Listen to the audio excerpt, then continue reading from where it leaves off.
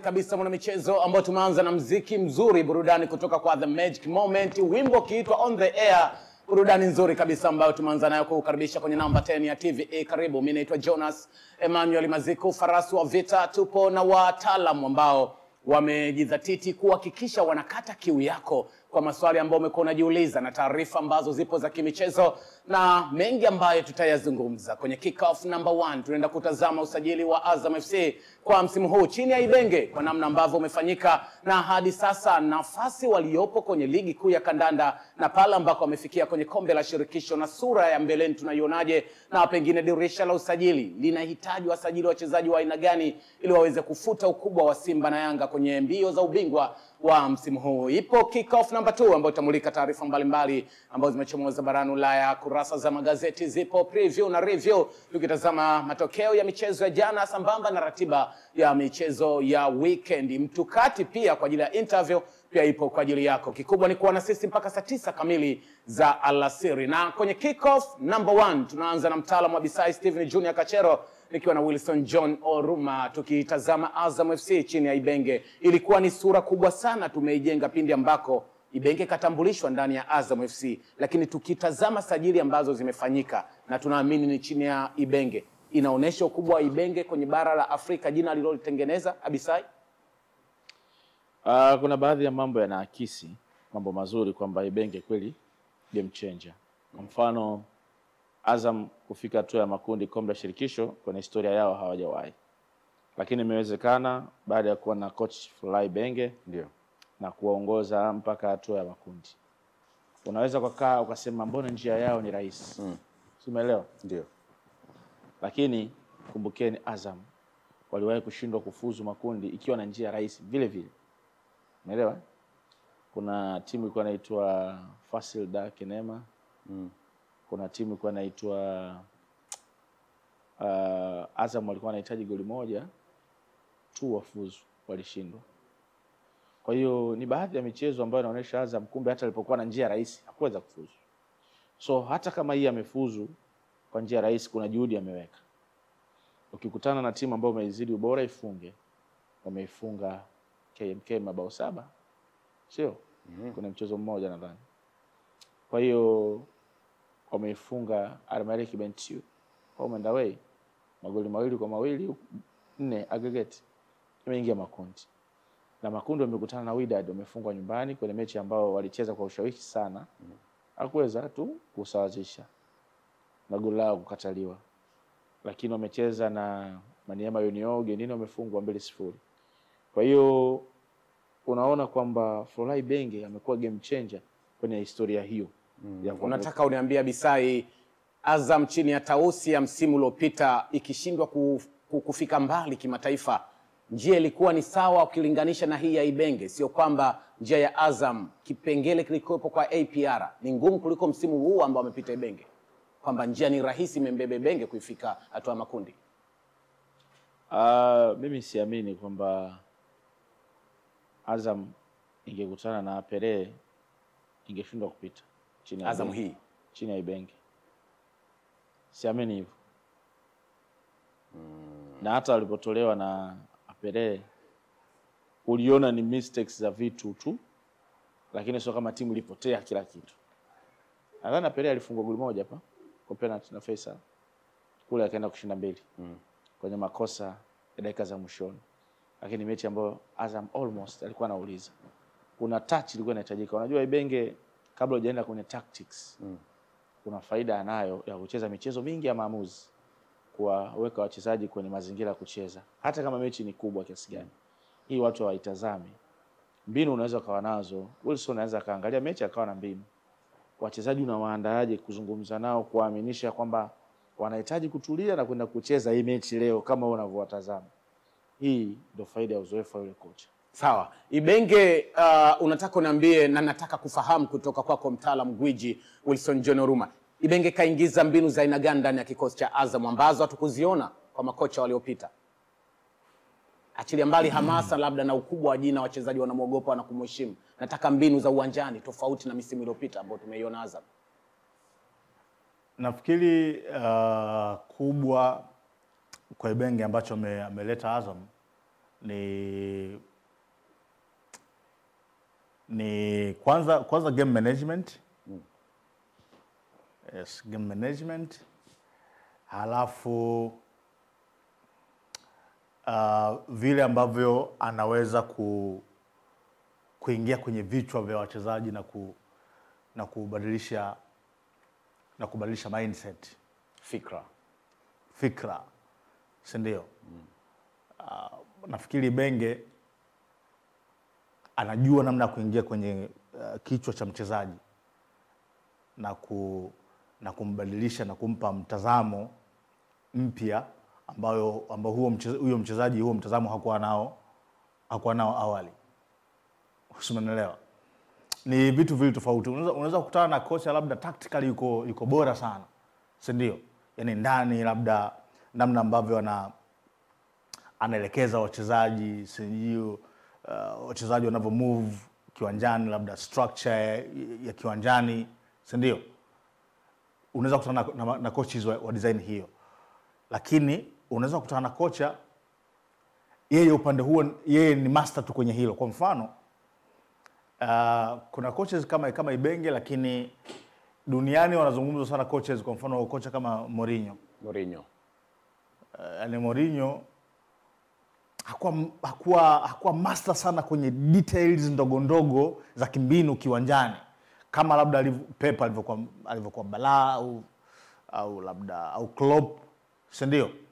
Lakini Jose alikuwa master kwenye kuingia kwenye vichwa vya wachezaji na kukuaminisha vitu ambavyo pengine wewe ungekuwa peke yako au labda ungekutana na kocha mwingine usingeweza kuamini. Na mimi wakati Ibenge anakuja nilizungumza kwamba moja kati ya element muhimu sana kwa timu ya mpira wa miguu kufanikiwa, lazima muwe careful kwenda kwenye kutafuta kocha.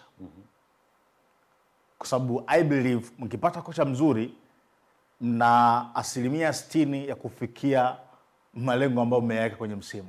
Hizo 40% inaweza kuwa ni vitu vingine vitakuja kuongezea, lakini mkipata kocha sahihi 60%, si ndio, mnafanikiwa kwenye malengo ambayo mmeyaweka. Ndio hiki siku ya kwanza tu Ibenge anafanya session yake ya kwanza. Si ndio? Nafikiri jioni nimezungumza na Faila Sofi. Kumuuliza labda session ilikuwaje, kocha unamuonaje? Yaani siku ya kwanza tu Ibenge alivyotambulishwa kuanza mazoezi na Azam. Session yake ya kwanza ya mazoezi. Wewe kamuuliza Faisal. Yes, baada ya session baadaye nilizungumza na Faila Sofi. Umeelewa? Yes, kumuuliza bana coach vipi, kocha unamuonaje na nini. Umeelewa? Labda utofauti wa session ambayo mmekuwa nao na Ibenge labda kulinganisha na coaches waliopita. Sasa hivi ndio vitu ambacho nimezungumza pale mwanzo. Ndio vitu ambavyo wachezaji anazungumza vitu ambavyo makocha hao wote waliopita hapa karibuni walikuwa sio rahisi kuvizungumza kwetu. Umeelewa? Yaani kwa mfano unaweza kutoa labda Dabo alikuwa kocha mbaya sana kwenye details na mbinu. Lakini kuna vitu ambavyo kwenye mawasiliano na wachezaji, kuna vitu ambavyo yeye alikuwa havizungumza, lakini Ibenge anazungumza hatua kubwa, labda nusu finali ya shirikisho and all that. Azam wamefika hatua ya group stage, lakini kwa nani? Sio kwamba haya ndo malengo yao ya juu kabisa, hapana. Wamesema kwanza tuhakikishe kwamba tunafanya kitu ambacho kwenye klabu hakijawahi kufanyika, ambacho ni kufika hatua ya makundi. Then baada hapo tunaweza tukachukua game baada ya game. Sio? Sasa kwa bahati mbaya wameshapoteza mechi mbili za mwanzo. Si ndio? Lakini kama kile ambacho Kachilo aligusia pale mwanzo, mechi walipoteza, lakini ukienda kwenye mechi zenyewe ukiziangalia, Azam walistahili kupoteza. Hardly unaweza kukubali kwa 100% kwamba Azam walistahili kupoteza. Labda mechi ya kwanza ile Azam waliwa outshot wale Manyema. Si ndio? Shots 16 ambazo Azam walizipiga zidi ya shots 8 hivi kwa ujumla wake ambazo Manyema wamezipiga. Wakapata goli Lakini mbili. angalia Azam wamepata shot on target ngapi kwenye hayo mashuti 16 waliopiga. Nafikiri kuna mashuti on target sio mawili sio matatu. Kwa maana kwa wanabutua tu. Maanake kulikuwa na kile kitete wakilifikia lango. Si ndio? Kwa sometimes unaona kulikuwa na moment ya kuweza kupata hata on target, lakini on target ikawa haipatikani. Sawa, mimi ninachotaka kukifahamu kabla tujahama kwa Ibenge kutazama sajili ambazo sasa zilisajiliwa baada ya Ibenge kutambulishwa, ni nataka identity ya Ibenge Abisai. Kwa mfano amemtaja Mourinho. Identity ya Mourinho inafahamika. Lakini je, identity ya Ibenge ni nini? Kuzuia, kushambulia, kumiliki mpira, lakini hata kumiliki mpira anamiliki vipi? Nataka nifahamu kitu hicho hadi tumjue Ibenge ukubwa wake huu unatokana na nini. Ama ni mjuzi na mtaalamu wa kuongea tuna wachezaji kama ambavyo Bwana Huruma ameweka vizuri kabisa kwamba ni baba. Aha. Sasa nataka nikupe uchambuzi ambao hujapewa. Acha bwana. Mwambie karibu. Chambuzi msomi karibu. Mwambie karibu. Kuhusiana na Florent Ibenge. Sawa. Ibenge ni mzuri sana kwenye big games. Utaona identity yake. Big games, michezo mikubwa. As why nimesema michezo mikubwa? Kwa sababu wakubwa wenzake ni predictable. Ni timu zinatabirika namna ya uchezaji. Anawasoma, anakuja na mpango maalum kwa ajili ya mchezo husika. Na ndio maana kwenye knockout huwa ni mzuri sana. Alafu hapa anakuja kujilinda. Ndio identity hiyo. Ibenge ni kocha wa kujilinda kwanza kabla chochote. Alafu anakushambulia kwa matukio ya mpira uwanjani. Bas. Identity yake ya timu ya mechi kubwa. Na ndio maana kwenye platform kubwa anafanya vizuri na watu wanamjua kwenye style hiyo. Ibenge akicheza na timu ya kawaida ana struggle sana kwa sababu ya namna ambavyo anataka mpinzani yawe na zile timu haziwi. Umeelewa? Kwa ushindi wake na soka lake mara nyingi haliwi la kuvutia machoni, linakuwa la kimkakati zaidi. Sasa ulimhoji Wilson hapa, kuna kitu gani amekileta kiuchezaji Azam kiasi kwamba iwe ndo utofauti wa kuonyesha kwamba sasa hapa Azam imebadilika. Inacheza Ibenge. Mechi ya Simba na Azam si mechi kubwa ile. Simba sana anapenda kucheza build up from the back. Simba sana anapenda kukomiti wachezaji mbele. Si ndio hivyo? Yeye anaichezaje ile? Akasema mimi nakaba nikiwa sina mpira. Nakaba wote, lakini kwa sababu game ilipokuwa inaenda ali notice kwamba upande wa Simba Shomari ana overlap, ana underlap, kuna shimo. Akafanya substitution ya Saaduni kwenda kukesha kule, then akapata magoli mawili kupitia hiyo changes alofanya. Hapa amecheza kimkakati. Kwa hiyo lengo lake ni kuwaweka Simba kwenye eneo ambao anataka wawepo. Ambalo ni eneo gani? Wa komiti miili mingi kwenye goli la Azam. Then hawafungi. Ukicheza na timu ndogo kama Pamba, ni ngumu Pamba wote kuja kwenye goli la Azam kusema tunamshambulia Azam tunataka goli. Afu yeye akufunge kwa counter. Ila Pamba unaizuia Azam. Yeye anakuwa na assignment, nitaifunguaje hii defense? Mechi mbili zina approach tofauti. Sasa pale unaifunguaje defense? Movement kama hizo za Saaduni uzoezi kuzipata mechi ya Pamba, kwamba Pamba ampandishe beki mbili, Saaduni anapata nafasi. Pamba unaiogopa Azam kwa wachezaji bora walionao, watarudi kudefend. Pale anatakiwa awe na mbili nyingine. Kwa hiyo pale anachofanya ni kuegemea zaidi kwenye ubunifu wa wachezaji. Ndio hapo atatafuta nani ana winga mzuri, atampanga. Kama mechi imeenda anaona sasa anahitaji kasi au ni move mpira haraka haraka nitafute space, ndio hapo anaanza kutafuta majibu. Lakini kwenye mechi ngumu ndogo ndogo hizi mara nyingi ana rely kwenye individual brilliance ya wachezaji. Sasa hiki ndicho ambacho nakiona kwa Flora. Alienda AS Vita Club, ilikuwa ichezi soka la possession na kuvutia machoni. Hata huko Kongo wakati anachukua ubingwa, lakini anakufunga kwa details. Kwa swali lisilo na maudhi na lisiloumiza, tafsiri yake kwa mfumo na staili ya Ibenge ni tofauti na Simba Sports. Hawaendani kabisa. Hata na Azam hawaendani, ila ana switch kulingana na mahitaji. Kwa mfano kwenye timu yake kuna kitu kimebadilika kwa haraka. Pale kwenye midfields, wale double pivots. Umeona ya zaidi amtumii sana. Anamtumia inapomata. Yeye anaenda na Imidi Mao, anaenda na Sadio Kanuti. Kwa nini? Hawa ni defenders. Midfielders ambao wanakaba mpira sana. Kwa hiyo akiwa nao wawili na ana mabeki wakati wawili ana watu wanne kwenye usawa wa goli. Beki amepanda Lusajo, beki amepanda Msindo. Kwa hiyo ukiwa unamshambulia na wanajeshi wawili kwanza. Na immediate atoki kwenye nafasi. Na ndio maana anampenda hata kama mnamuona amechoka. Lakini anaona anacheza basic football. Simple. Nimekaba nimeachia kwa mtu, nimebaki kwenye nafasi yangu. Nimekaba nimeachia kwa mtu, niko kwenye nafasi yangu. Hachoki mtu wa hivyo. Sasa unajua lakini zaidi akiona timu imekubali kupaki basi na anaenda. Ana midfielders wawili wakabaji, anamnyofoa Kanuti mwenye kadi yake ya njano, anajua ni aggressive, anaambia zaidi kapige pasi. Au anamuingiza James Akamenko, joka bola ambaye ana balance nzuri ya kukaba na kupiga pasi. Anaambia nenda. Lakini ameanza kushift kwenye midfield pale unaona. Lakini Dabo alifanya wewe zaidi kuwa playmaker kwenye timu yangu. Afu Akamenko cheza wewe kwa sababu unajua kupasia. Kwa hiyo viungo wake walikuwa wanapasia a lot. Timu yake ilikuwa na possession game. Inacheza mpira mzuri kuliko kwa sababu yule ni nyepesi.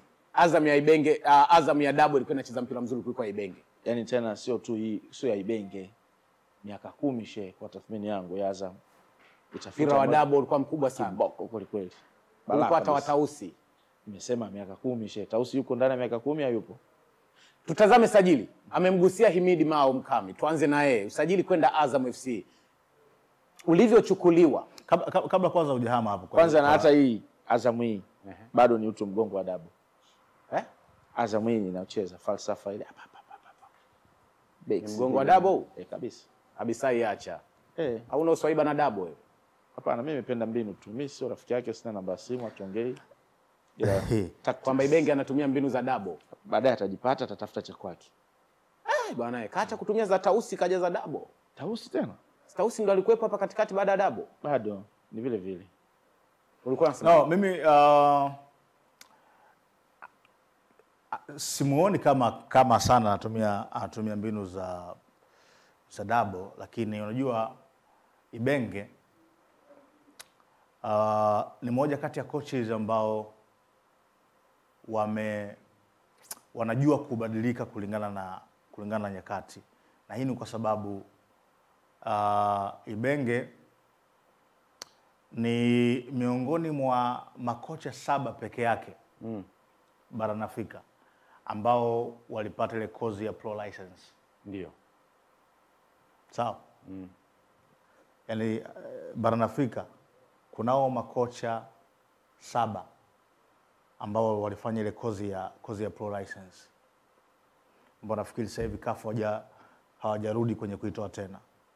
Nafikiri alikuwa Ibenge wakati ule, alikuwa Petro, alikuwa kocha wa Morocco Walid. Yes. Hiyo pro ni ya nani? Unasema UEFA license. UEFA license ni CAF. CAF diploma A pro. CAF pro license. Sawa.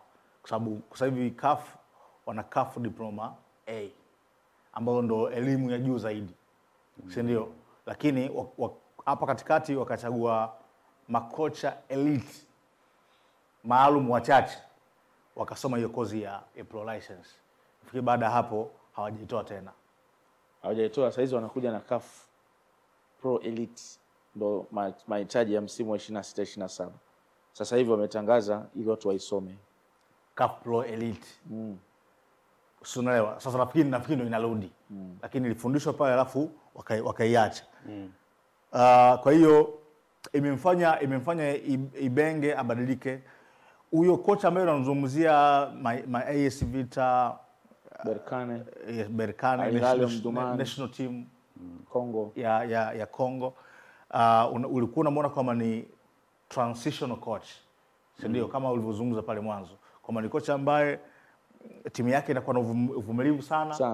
Sawa, inajua kustahimili pressure alafu na kuhit kwenye counter, kwa sababu mara nyingi anakuwa na high speed winger wa kuweza kumuumiza mpinzani kwenye transition. Lakini nowadays unaona timu yake sio tu inakaa nyuma, inakuwa proactive pia kwenye kutaka mpira mapema, kwa sababu hata mechi ya Simba ulikuwa unaona namna ambavyo wanakwenda kupress juu, sio kuweza kulazimisha Simba wafanye makosa kuanzia juu. Kwa hiyo inakuonyesha kwamba pia ni kocha ambaye ameadapt kulingana trend mpya ambazo zinakuja kwenye mpira, na hii ni kwa sababu ya kujirefresh yeye kama kocha. Ndio.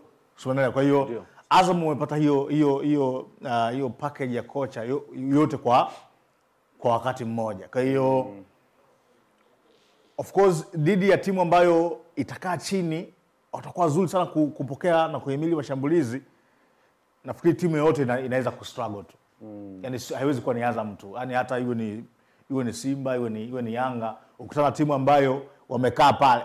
Achana Simba na Yanga. Hata Pep mwenyewe anakuambia very difficult akicheza na timu za level. Akicheza na timu ambayo imekaa hata nyakati ambazo anakuambia ni na Messi. Sio? Utaona timu ambayo wameshona kimbinyiko chao wamekiweka pale. Mzee sio mchezo. Lakini kwenye hizi mechi kubwa sijui, lakini ni tunaweza kuruhusiwa kusema kwamba hawa kubwa wajipange kwenye hizi mechi kubwa. Yaani lugha nyepesi ni waelewe, inawezekana wasimfunge Ibenge. Nielewe niondoke na kauli moja kwamba kwa Ibenge mechi nyepesi kwake ni za Simba na Yanga kuliko za JKT na Pamba. Kwa lugha nyepesi. Ndio maana ana struggle hizo. Ka draw zote possibly. Yaani Ibenge wa Azam kucheza na Simba na Yanga ni rahisi sana kuliko kucheza na Mashujaa. Mkate na chai afu. Kwa mfano wewe saizi nikwambie Mashujaa wale kawafanyie nini, mnaita ile videos na kuepo hivi, mnachukua drone nini, afu unaenda kufanya match reading wao wanapocheza ili upate uimara na udhaifu. Alafu niambie utangamua nini kwa Mashujaa? Kwamba hawana utangamua soka la nguvu kabisa hii bwana. Ndio nakujibu per point. Utangamua soka la nguvu, utangamua pasi ndefu. Utangamua set play. Sasa hizi set play ni mpaka zitokee. Ufundi hamna, kwani atangamua. Long balls huwezi control wewe, na ubaya long balls unavuruga mpangilio. Hiyo alizungumza nani? Alizungumza ni Swanzulimo ni nani? Hiyo. Swanzulimo. Mimi hata nilimuuliza George Mketo. Swanzulimo alisema kocha msaidizi alikuwa wakati huo alikuwa ni siko na Mungo kitu kama hicho. Mungo kitu kama hicho. Alisema wao timu peke yake ambazo wanajiandaa nazo kimbinu ziko 3. Simba, Yanga, Azam. Basi. Alafu hizi nyingine wanaingia nani? Wanaingia jengeaje? Wanaingia kama kawaida tu. Kwa sababu usiteke, unasikia? Unaingiaje kawaida kwenye mechi? Angalia. Mashujaa wanaanza kucheza. Si ndio hivyo? Kipa anapiga mbele, Montali. Pap. Nawania. Pap. Umeukosa. Kama mnazifanya hizi timu za kizamani sana bwana, kwamba hawatanui waanze hivi. Unajua sorry Kachelo, mpira umedondoka. Sorry Kachelo, naingilia mjadala. Naingilia mjadala kidogo. Sawa. Unajua juzi nilikuwa namsikiliza comrade Ali Shabani Kamwe. Si ndio? Akizungumza kwamba watu hawachambui kwa kina. Hawachambui kwa kina kimbinu. Na akasema hizi mechi ndogo. Sio? Labda na Mungo KMC nini. Hasa yeye observation yake akisema ni kwa sababu watu hizi timu hawazifuatilii sana. Kwa hiyo inakuja mechi kama hiyo wanasema bana mechi hii ni kama hivyo ambavyo nazungumza kwamba kuna details chache. Si ndio? Kuzisema kuhusiana hizo timu. Hauwezi kwenda sana into details ukai break timu kwamba inafanyaje. Si ndio? Ndio maana unaweza kaona Simba, Yanga, Azam wanafunga magoli aina moja. Mwaka juzi, mwaka jana, mwaka huu, sasa hivi. Kwamba Mashujaa golikipa anaanzisha anapiga mpira kati. Pale uko umezuia. Ndio nimekumbusha. Anapiga. Wanawania, timu pinzani inaokosa. Unaanguka kwa Stambuli, kiungo mkabaji. Ana turn, anapiga pasi salama kwa Mundhiri. Mundhiri anapiga pasi kwa Mpoki Mwakinyuki. Anamrudishia kipa. Kipa anaugusa, anaona pressure haipo, anapiga kwa Madeleke. Madeleke anamwangalia Ismail Mgunda. Maka striker anakuja kumpress. Anaanua kinu juani. Anapiga kwa Mgunda. Mgunda anatuiza pap na mwili wake. Ana control, analia foul. Wanaenda kwa mpinzani. Hapo ameshafika baba. Anaanza kupigwa. cross wamekosa kosa. Hawana vipas tondoke tengeneza kisheti tupenye mara chache. Yani mara chache. Kuna timu ukiona kwenye pitch nzuri, kwa mfano Mashujaa akija hapa KMC kuna muda wanataka kuucheza. Kunaona hawa wana idea kutaka kuucheza kwa sababu ya hii pitch. Lakini wana mpira, mbona hatuoni mpango wa mpira? Ndio maana hawa watu kwa mfano wakichambua timu kama JKT wana enjoy. Yaani katika hizo timu za katikati sio? Ndio. Sasa hivi kuna JKT ambayo ukifanyia analysis una enjoy. Kuna Fontaine pale kwa Liza. Pamba Jiji. Fontaine napenda sana wanavyocheza. Napenda sana. Yes. Kwa siku moja nilikuwa naona mechi wanacheza ikawa mechi gani ile? Na Simba ilikuwa kitambi. No, haikuwa na Simba. Pale kwa Raha. Kwa Raha. Yes. Kiachilele ya Costa alikule. Nikawa naona hapa chini, viungo ambao walianza hapa chini. Alikuwa ameanza kulandana. Alikuwa ameanza swina nani? Kada. Asa hiyo mechi Kada hakuanzia pale. Kada alikuwa ameanzia wide. Lakini timu ikibuild, Kada anakuja pale, anakuja ndani kwenye viungo wawili wa chini. Sio kusaidia build up. Sawa, na hiko ni kwa sababu ya profile ya Kada. Yupo comfortable pale kureceive mpira akiwa anamwangalia goalkeeper. Nimekaa akasema yes. Liza ameongeza kitu. Anafanya kazi. Kwa hiyo sasa nikamuuliza hata George Mketo, kocha JKT. Yeye bwana, mbona mna draw sana na timu zenu hizi ambazo tunaonesha mechi nzuri na Azam na Yanga na Simba? Anasema kaka, tunakaa na video zao kaka. Tunakaa na video zao sana. Ndio. Na tukicheza nao tunawaona. Vitu tunavyoenda kuvipata. Kuna muda yani huwezi kusema ni tabia kwa sababu mechi hii inacheza tofauti, mechi hii inacheza tofauti. Tunateseka, Simba kama mpira kwenye nafasi kwenye wa kufundisha, ila wao wanacheza wanakabwa kirahisi sababu na wenyewe wanajulikana nyuma wa beki watatu, wing backs wawili, kulia na kushoto, wanapenda mawinga kwenye half space, viungo wengi watakana mpira. Kwa wao wakija wanafungwa vizuri, wanabanwa vizuri tu. Wanakamata Gado, wanakamata Karim au Bryson. Ikitia itembei. Sasa wanakamata wapi juu? Yes, kwa sababu wale wana overlap sana. Sawa, kwa sababu kuna mkutano wa Simba unaendelea na mimi nimejaribu kuwa online hapa kutazama kila ambacho kinaendelea kwenye mkutano wa Simba. Hebu tutazame kwanza zile sajili za Azam afu tumulike kila ambacho kinaendelea kwenye mkutano mkuu, viongozi wazito wa Simba wanazungumza. Sajili za Azam FC tuzimalizie hapo. Zimefanya kazi kwa asilimia kubwa kama ambavyo malengo na matarajio ya Azam alivyokuwa Bisai. Tuanzie hapo kwa wachezaji wote ambao umewaona. Jibu ni hapana. Wamefeli? Jibu ni hapana, ndio. Hadi Himidi Mao pia. Yaani sajili mpya ni Himidi Mao, Kanuti na Kitambala. Hao ndio wameingia kwenye timu. Achilia mbali yule ambaye alitoka ambaye ana injury. Kutoka nchi za Kiarabu, Baraket. Yeye beki anaitwa Zaitun. Yule Dudu kutoka Senegal alikuwa top scorer. Yule Diakite Chikina alikuwa msimu uliopita. Alikuwa Dudu, Baraket, Zaitun, Fofana. Nafasi hajachukua. Mchezaji wa 4 kwenye 7. Sio hivyo? Hawa hawapati nafasi sana kwenye timu. Wanapata nafasi ni wale wa zamani. Kuna yule bwana mdogo Makame pia ambaye toka Misri, yule Mtanzania. Yes. Makame anakuwa mchezaji wa 5 tena, huyo ndo apate nafasi kweli. Sio, umeelewa? Kwa hiyo ukiwaangalia wale unaona wengi waliokuja wameshindwa kuingia watano, by to mention hapo tu mention watano. Ndio hivyo. Lakini wanaocheza ni Kanuti, tutamkuta Himidi Mao, Kitambala. Kanuti, Himidi Mao, Kitambala. Foba amechukua namba mbele ya Foba ni golikipa namba 1 wa Azam. Kwani tukitazama Azam golikipa namba 1 ni nani? Ni Foba. Ni serious Foba. Hebu kwa nini umeweka neno serious? Ni serious, ndio maana nauliza anacheza na yupo kwenye eneo ambako kuna majina makubwa. Ngoja nikupe vielelezo vya kipa au mchezaji namba 1 kwenye nafasi husika. Kwanza ni wingi wa dakika. Kwa sababu anapatikana na anatumika kila siku au mara nyingi kuliko mwingine. Hiki ni kielelezo kikubwa zaidi. Namba 2 ni performance ambayo inamfanya awe anarudi pale. Umeelewa? Kwa hivi ndio vielelezo vya mtu chaguo la kwanza. Hivyo vipo kwa Foba. Na factor nyingine ni kupewa nafasi kwenye big games. Sawa, sio, umeelewa? Foba anaichukua hiyo pia. Sisi ni kwamba hatakuwa tunaona kitu kwa Foba, hatukuamini wa kigeni anaweza kukaa nje kwa mchezaji wa ndani. Ndio maana kwenye hii jukwaa nikaa nasema hapa, wewe tena alikuwa anacheka ni Jonas. Ndio maana leo kauliza serious akasema hivi, mimi nikimwona Foba nahisi anatamanisha na anaweza kuwa anapata nafasi na kuja kuwa kipa mzuri.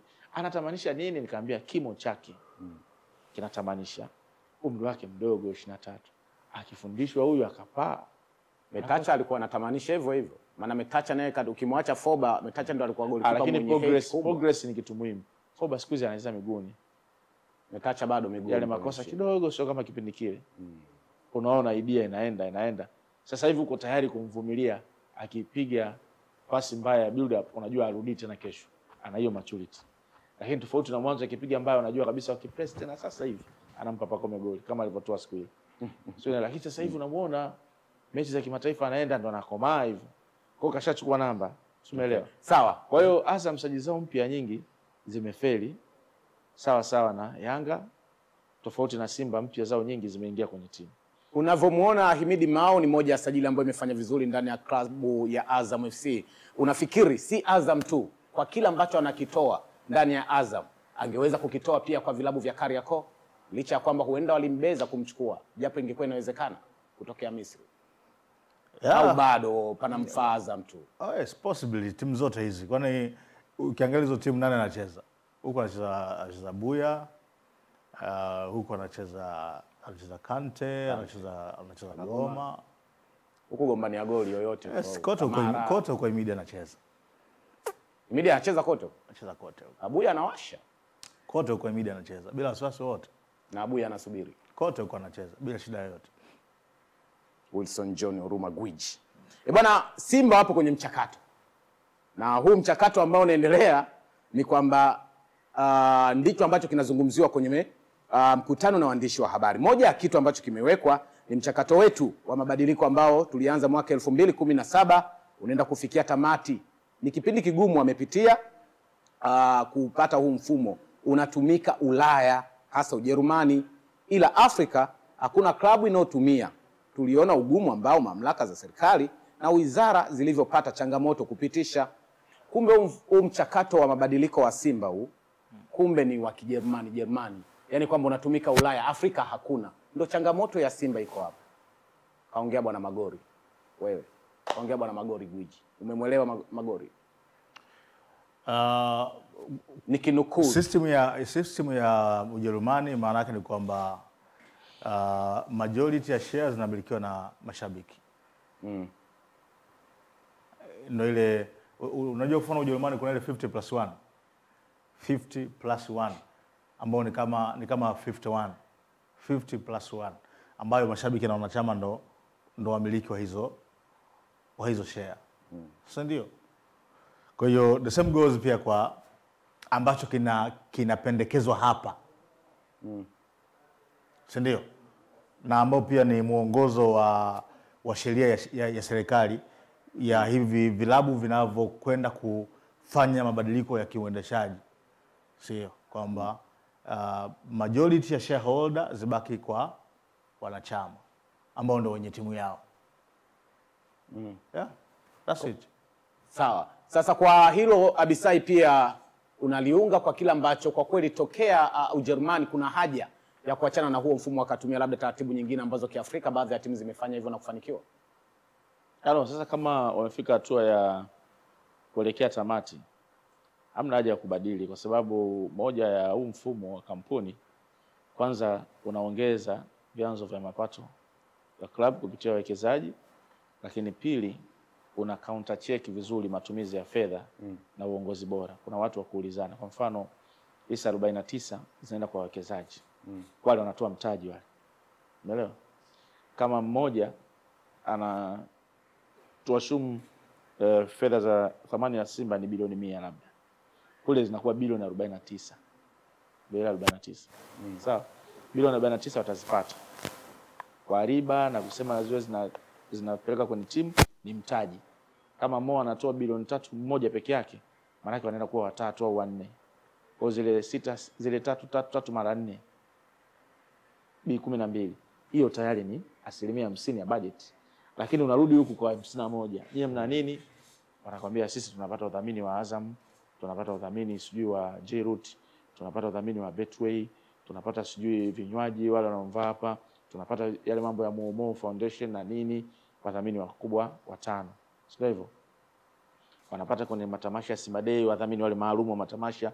Wanakwambia labda sisi huku tunapata bilioni pia 12. Au 20. Tufanye kwa huku wanapata 20. Afu huku umepata bilioni 12. Amini 12 jumlisha bilioni 32 za uhakika kila mwaka. Hiyo timu inayumba? Haiwezi kuyumba. Hayumbi, si ndio hivyo? Lakini hiyo ni uhakika wa mapato. Lakini kwenye kucounter check sasa, wao Oloto 49 hawa wanakuja kukagua mahesabu yao. Wanataka wajibikaji. Nyewe 51 mnakagua mahesabu yenu, mnataka wajibikaji. Lazima mje mkutane katikati. Tayari ni utawala bora na matumizi mazuri ya hesabu. Kwa hiyo timu hii pia inakuwa na uhakika wa kuishi. Sawa Bisai. Lakini kuna soko la uhakika ambao ni wanachama ambao mnatakiwa muwasajili kwa kuwatambua. Yanga wanasema wana watu 90,000. Umeelewa? Inabidi nikaangalie kwenye mahesabu kwamba wale watu milioni 60 wale wa Tanzania, watu 90,000 asilimia ngapi? Hao ni wanachama wa Yanga. Sawa Bisai. Kuna kitu mwenyekiti wa bodi ya wakurugenzi pale Simba Bwana Magori pia amesikitishwa sana kumuona Engineer Hersi, rais wa Yanga kule Qatar Doha, akizungumza kuhusiana na yale aliyoitaja Simba kwenye mifano mibaya. Imemuumiza moyo wake kabisa, anasema hivyo. Kwa mwenyekiti wa chama cha vilabu Afrika kuzungumza maneno kama yale, kaibuka kaweka wazi, imemkwaza kama ambavyo ulikwazika wewe Bwana Huruma. Kama ambavyo na umekwazika wewe. Kwa hiyo kumbe aliwakwaza kweli. Kumbe inakwaza ile kauli. Ama kulikuwa na haja yeye kuja kuizungumzia Bwana Magori? Kwa nini asingenyamaza tuipite kama kusikia kwenye level ambayo pia nayo? Na kwa nini anyamaza? Kwa sababu ishazungumzwa sana, imekuwa trending sana kwamba anarudisha ubusti wa mambo aliyopita. Sasa kama kwa sababu nafikiri baada ya kilichotokea ilikuwa inasubiriwa sana kauli ya Simba wenyewe wanasemaje. Sio? Sisi wengine tumezungumza, tumetoa maoni yetu. Si ndio? Na kila mtu alitoa maoni yake. Unajua mimi wakati mwingine huwa napata shida sana unapotoa maoni alafu labda mtu akakasirika akaona una hate. No, hakuna mtu ambaye ana hate, sio? Sisi ni watu ambao tumeruhusiwa kufikiria tofauti. Umeelewa? Na nafikiri ikifika hatua kwamba wote tunafikiri sawa, yani kwenye kila kitu tunafikiria sawa, ndio nafikiri sio sawa, itakuwa sio sawa. Tukifikiria wote sawa inakuwa sio sawa. Ndio, tukifikiria sawa itakuwa sio sawa, na nafikiri haitasaidia mpira wetu. Sio? Kwa hiyo tukubali kukubaliana, sawa? Tukubali tofauti zetu ndo ambazo zinajenga mpira wetu. Ndio. Umeelewa? Kwa hiyo mimi nimetoa maoni yangu ambayo nimeyatoa. Mtu mwingine ametoa, Kachero pia alitoa maoni yake. Mtu mwingine pia anaweza akatoa maoni yake, lakini kama Simba wamekuja na wenyewe wametoa kauli, wameumizwa sana. Mimi nafikiri it's well and good, kwa sababu kila mtu pia alikuwa anasubiri Simba wenyewe. Kwa mfano kuna mtu mmoja anaitwa Saman, shabiki wa Simba, anaitwa Saifu Simba Sui. Niliona Samuel hivi anazungumza. Sio? Kwa mfano yeye kuna jambo ambalo lilikuwa linamkereketa kwamba president wa ACA ambaye pia ni rais wa Yanga amewazungumza vile, si ndio, kule duniani. Lakini kwa sasa anachokiona kwa siku za karibuni, anaona sijui msemaji wao, sijui na msemaji wa Yanga, sijui wanaandaa sijui kitu cha kirafiki. Unaelewa? Yeye kwake ile anasema sasa hiki ni nini? Yaani si like watu, mbona sisi huko watuzungumza. Alafu sasa mbona kama tunaonyesha kama picha sisi na wao kama ni flash. Si umeelewa? Huyo ni shabiki nimeona Samuel anazungumza. Kwa hiyo ukamwona na hoja. Kama club imekuja imezungumza, si ndio? Kauli yao rasmi. Nafikiri kitu ambacho wengi walikuwa wanasubiri Kwani Abisai, kiongozi wa juu kabisa Simba ni nani? Nina maana yangu. Hilo neno Simba halijakamilika. Kiongozi wa Simba Sports Club ni nani? Top. Simba Sports Club. Bado haijakamilika. Haijakamilika vipi? Timu inatambulika bwana, Simba Sports Club bwana. Ina usajili mwingine? Vipi? Mwenyekiti, yani kiongozi mkubwa wa Simba Sports Club ni nani? Ni Murtaza Mangungu. Murtaza Mangungu. Mangungu. Yes. Ila wewe uko unataka jibu la magoli. Hapana, mimi nilikuwa nataka kufahamu hilo. Kwa sababu magoli ni kiongozi wa bodi ya kurugenzi ya kampuni ya mimi nitaka kufahamu tu kiongozi wa Simba Sports Club top wa juu ni nani? Ndio bwana Magori, tumepata jibu. Sasa Magori anasema tumesema bwana Mangungu kumradhi. Sasa bwana Mangungu anasema pindi mchakato utakapokamilika kutakuwa na usawa wa kiongozi atakaye, yani mwenyekiti wa bodi ya wakurugenzi atoke upande gani. Na haya mawazo na maswali yanayoendelea kwa wanachama kwamba upande huu na huu hawako sawa kwa sababu ya ile nafasi itafutika. Bwana Mangungu kaiweka wazi kabisa hiyo kwamba mchakato ukikamilika yoyote anaweza kawa pale, sio lazima atoke kwenye bodi huko. Na sio lazima ateuliwe na mtu kwa akiwa kule. Ningetamani kumsikia alikuwa anasemaje. Haya sio lazima, nimefikirisha mimi. Yaani nimewaza kwamba na ndio sababu ya mimi kutamani kumsikia Mangungu. Ila nipe general idea ya alichosema. Alichokisema ni kwamba mchakato utakapokamilika, moja, kiongozi ambaye atakuwa mkurugenzi mwenyekiti wa bodi ya wakurugenzi itakuwa anatoka pande yoyote. Na kutakuwa na usawa, hakuna shida hizi ambazo zinatajwa sasa hivi, ndio itakuwa moja ya sababu ya kuondoa hizi shida ambazo wanachama wanaamini hiyo. Sasa mimi jadala wangu upo kwenye kutoka upande wowote.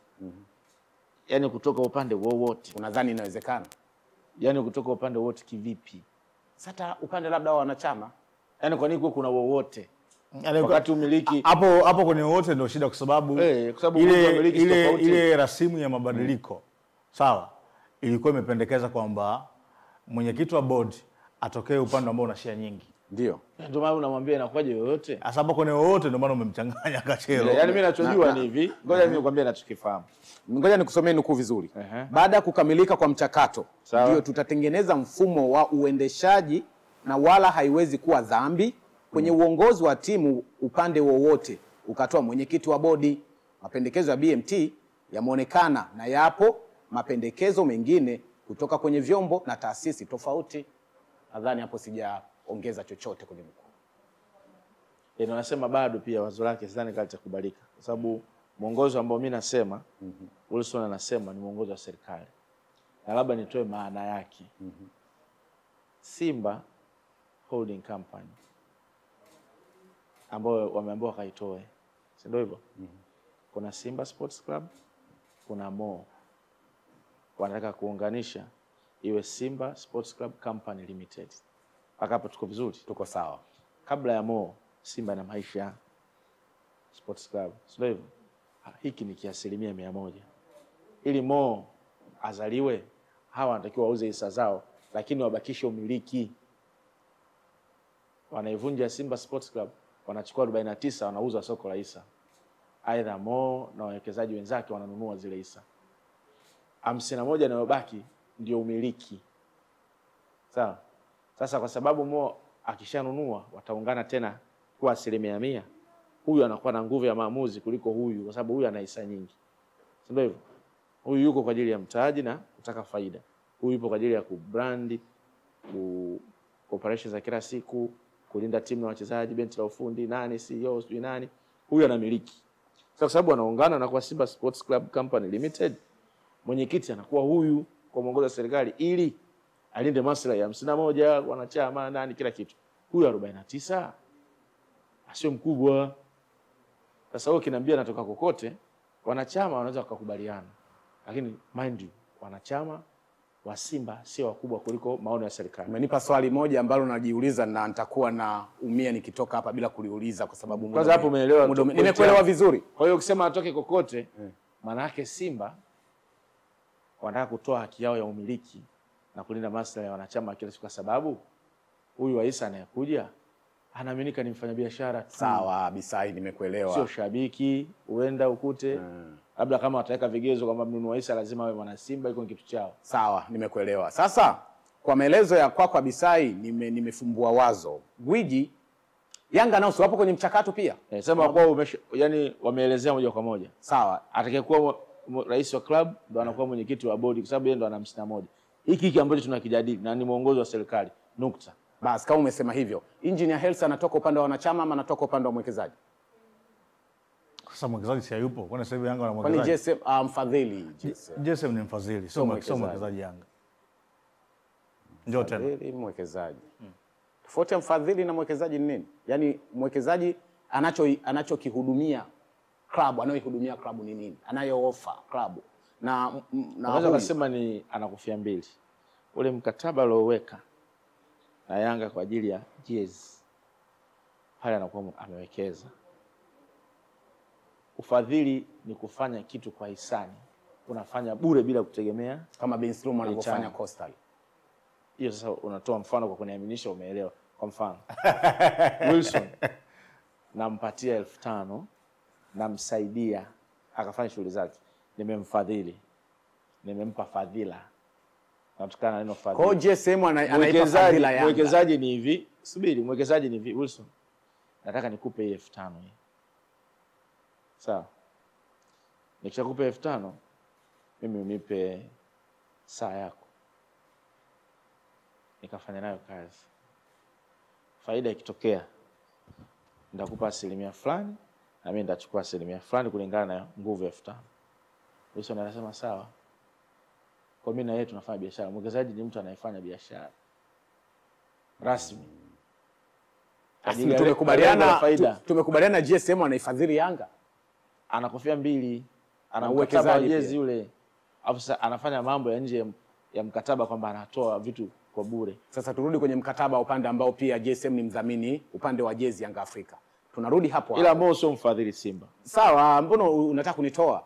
Tumekubali kuna kipengele kinamtaja GSM ni mdhamini Yanga Afrika. Kwenye kile kipande cha udhamini ndo narudi sasa. Engineer Hersi ametokea upande wa mdhamini GSM ama ametokea kwa wanachama kuikubali hiyo deal ya udhamini wa jezi? Wewe ulieleta mada kabisa. Wakati Yanga wanaingia mkataba wa jezi, Engineer Hersi alikuwa upande wa GSM. Alikuwa mkurugenzi wa biashara na maendeleo GSM Yanga. Baada hayo kupita GSM Yanga. Sijaelewa ulichokisema hapo. Mkurugenzi wa maendeleo na biashara wa GSM, lakini to be specific anayofanyia kazi Yanga. Yaani nini maendeleo yake hayo na mambo ya GSM yalikuwa anayoenda Yanga ndio Hersi alikuwa na monitor, sio kwingine. Yaani mkurugenzi wa maendeleo GSM ilikuwa ni Yanga tu. Ni kama msemo huu.